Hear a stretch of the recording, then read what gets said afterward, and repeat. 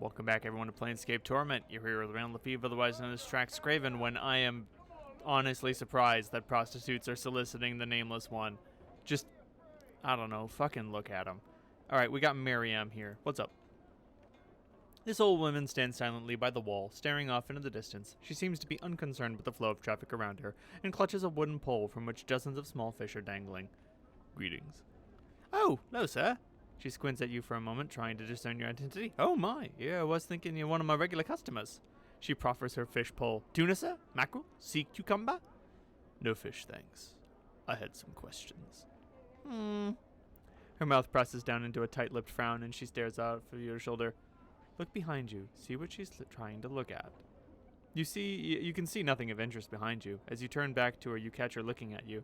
She looks away quickly, resuming her staring off into the distance once more. Do I look familiar to you? Goodness, no. You do. Have you seen me before, then? I think you, or a man with your very likeness, sir. 'Twas so long ago. Tell me. Well, sir, you see, my sight's not so good now. 'Twasn't back then, neither, but I thought I saw you walking past with a group trailing behind you. What did these people look like? It's hard to say, sir. 'Twas so long ago, and you walked by so quick-like, but I remember now.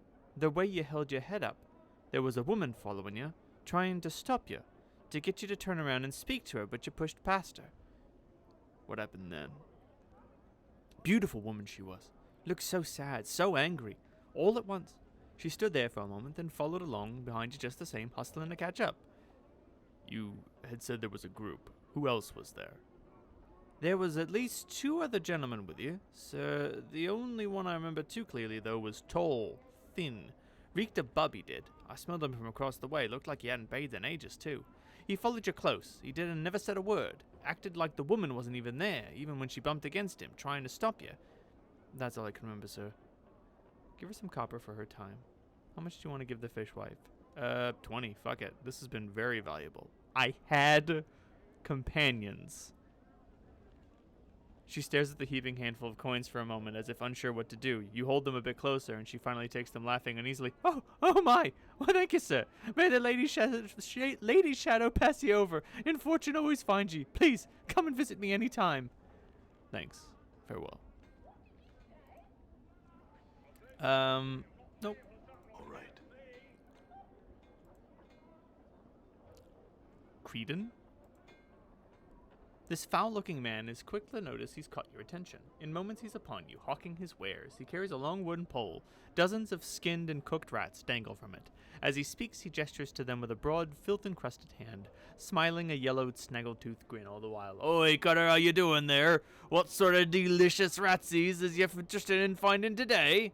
Examine the ratsies. Each rat has been skinned and gutted, their feet and tails removed. They dangle from the pole by hooks punched through their necks. As you examine the various manners in which they've been prepared, you realize their heads are slightly misshapen. A bulbous knot of bone protrudes from each cranium, covered in whorls that give it an appearance of brain tissue. A question, though. Nothing for me, thanks. What's your question, Cutter? I wanted to speak with you about the rats. Bit of an expert in that field I am. What's your question? Where do you get them? What, these? I catch them myself. I do in cellars and alleyways about the Hive. Tell me about this Hive. My very own home and place of business. What were you looking to find out? Do you know why it's called the Hive? Number of stories about that. There are, as I understand it, there's a cluster of buildings somewhere, a tangled mess of shacks and ruins that serve as a gathering ground of sorts. It was called the Hive, and so that's where these slums, this whole ward, takes their names from. A gathering ground? For whom? The man's friendly demeanor turns into a scowl. Troublemakers, Cutter. Even if you could find this place, I'd recommend you stay away from it. That's all I'll say. He wipes his nose with a sense of finality, the scowl now gone. I understand. What's of interest around here, then? I'm not sure what you'd be interested in, Cutter. Let me know and mayhap old Kreven can point you in the right direction. I'm looking for work. Not much work in the Hive, really. Most folks just busy themselves with getting food and staying alive. You could gather debtors like the collectors, or you could hunt brain vermin for the bounties. People pay for dead rats. Brain vermin. I know about the bounty. Brain vermin. Aye, Cutter, brain vermin. Foul creatures they are.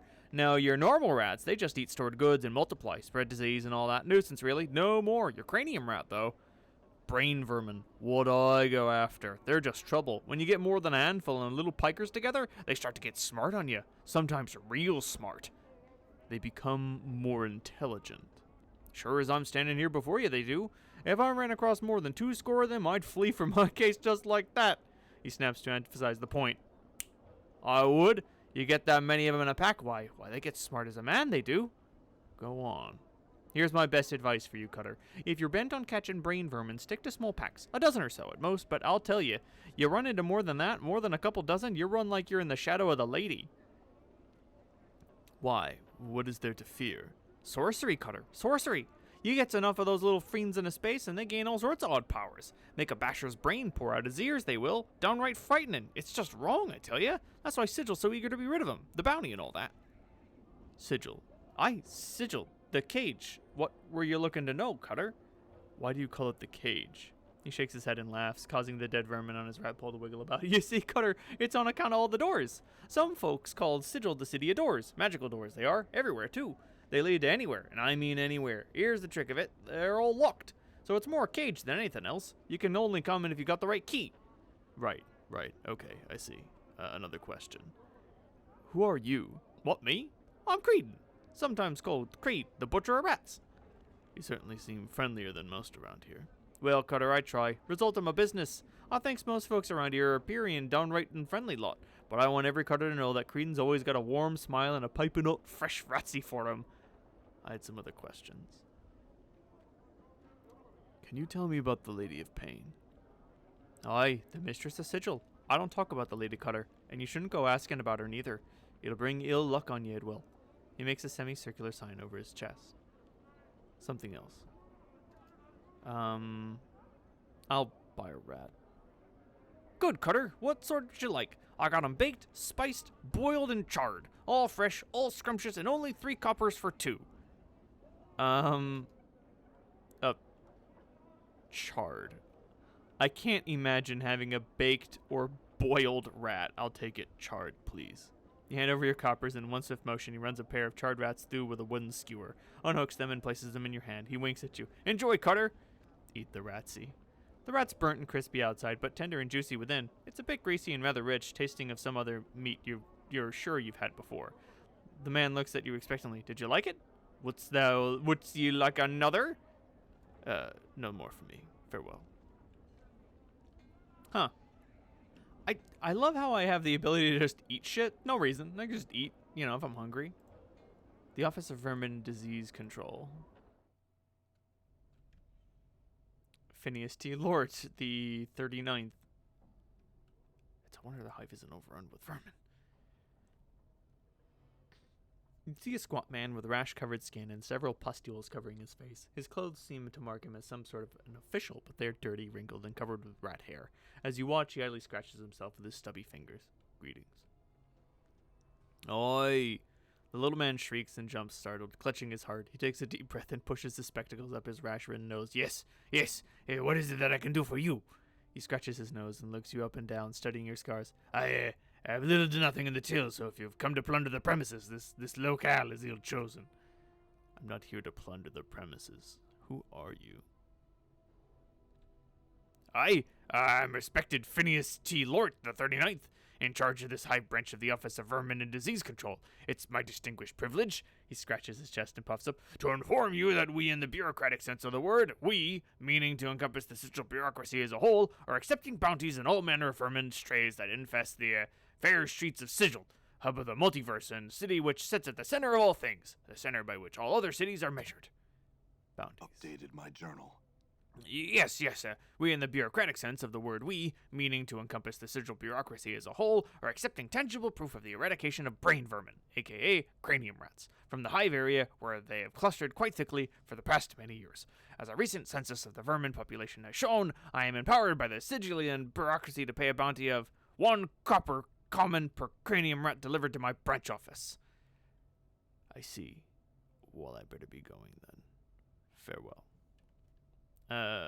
Kreeden already told me everything I need to know about cranium rats, I feel. Done. Oh, what's up? What's up? You want to rumble? Damn it.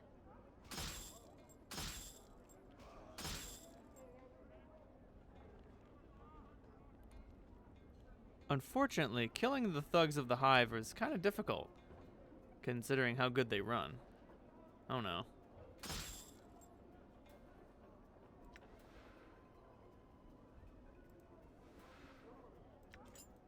A copper earring.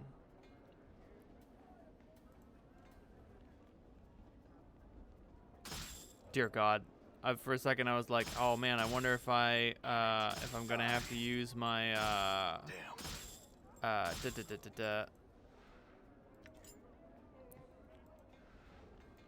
if I was gonna use my corpse fly amulet, and I remembered, oh, if I use that, or I thought if I use that in the wrong spot, it might like hit someone I don't want to, and that would be bad.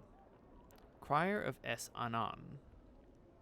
Streams of tears have carved channels down this man's dust-covered face. He looks to be a monk or a holy man of some sort, but the dirt covering his body makes it nearly impossible to see the man underneath. He's chanting and rolling his head back and forth. It looks like some sort of ritual. Greetings. The man stops his frenzied chanting and glares at you with his tear-rimmed eyes. He opens his parched mouth to speak, but all he can manage is a withered croak. What's wrong? Why are you crying? Hi! His voice is so hoarse that it sounds like he's been without water for days. As you watch, a tear trickles down his face. I am a crier of Es Anan. Es Anan? Who's that? Updated my journal. Who is Es Anan? The man throws back his head and gives a rasping laugh. It sounds brutal and defeated. Es Anan is not a man, but a city. Why do you cry for a city? We cry its name because Es Anan must not be forgotten. All the criers of Es Anan carry this burden. You mourn a city? Why do you do such a thing? Because its name is all that remains. Its avenues of light, its great spiraling parks when it was laid waste and reduced to memory. Only 70 of its people survived. It was our duty to see that its name was remembered across the plains. Many criers of Es Anan have died for the sake of remembering. Many. If it places you and the others at risk, why don't you stop? The tears I shed, the dust that cloaks me, these things are as nothing compared to what awaits should I give up my sacred burden. We must see to it that its name is remembered. We are living memorials to its passage. If that's so, then what happens if you all die? A fresh tear springs to the crier's eye. Even his dust-caked face cannot disguise his look of despair. I do not even know. We criers of Es Anan cannot mourn it forever. Even now, the dust clings to our robes, the spit dries in our mouths, and our bodies wither and die. Is there anything I can do to help? You're kind to ask. The crier shakes his head. Unless you can immortalize Es Anan, there is no help to be had. Does it have to be you that cries Es Anan's name? Must it be immortalized by a man? Would a tombstone serve? Tombstone? It's a stone that records a man's name, his life, and a eulogy. If it serves a man, could it not also serve a city that has died? Stones may do such things? Yes, and their lifetime is much longer than a man's. If its name was carved on stone, would Es Anan's memory be served? Would others see this name? Yes, it'd be there for all to see, long after you have perished. If such a thing were possible, where would one find such a stone? I could go look for one.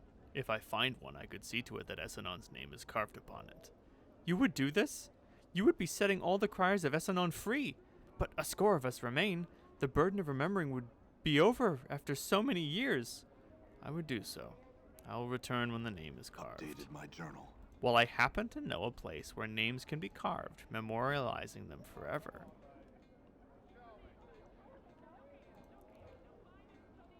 Let me check the map real quick. Northwestern portion of the Hive, Hive dwelling, Braskin's Kip, and the marketplace. Well, let's hit the smoldering corpse. I'm about to say I can kill some jerks. And then I can All right. return with the dear God. Oh my God, it's Thug Central. Let's see if I can find the drunken man. Is this him? Is it just this guy? The drunk only seems dimly aware of your speaking to him. He looks about, confused, trying to discover the source of your voice. Shake to get his attention. Oh, huh? Grr. He suddenly begins to retch copiously. You hop back to avoid being splattered. You won't be rid of anything useful from this disheveled, stench-ridden waste of life. Well, shit. Oh no. Round 2. You see that?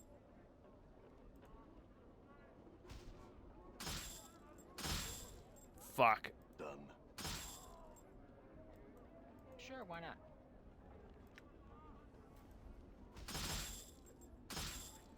I'm hurt. Done. You'll live.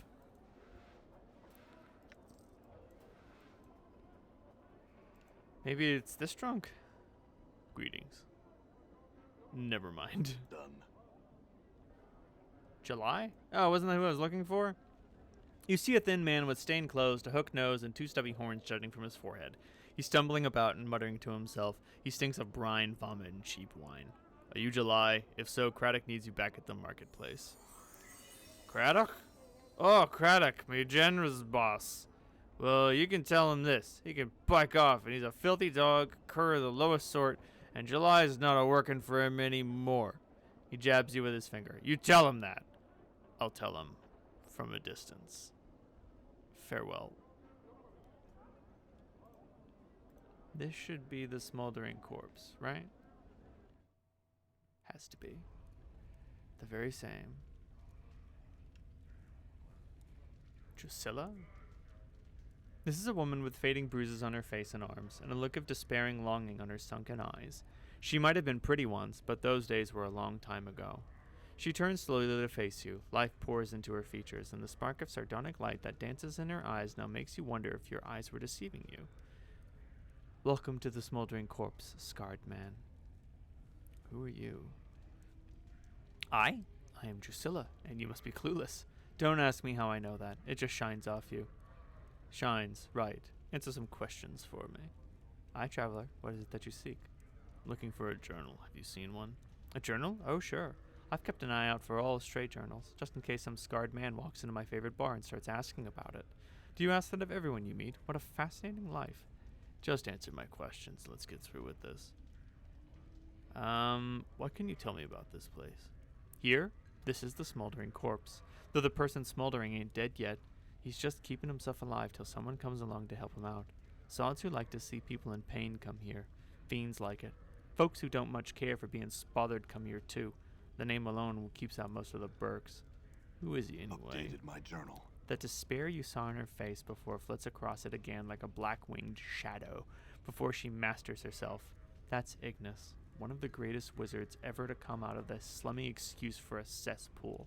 They caught him, and they opened a channel to the plane of fire through him, and now he's just a doorway for it, keeping himself alive by force of will alone.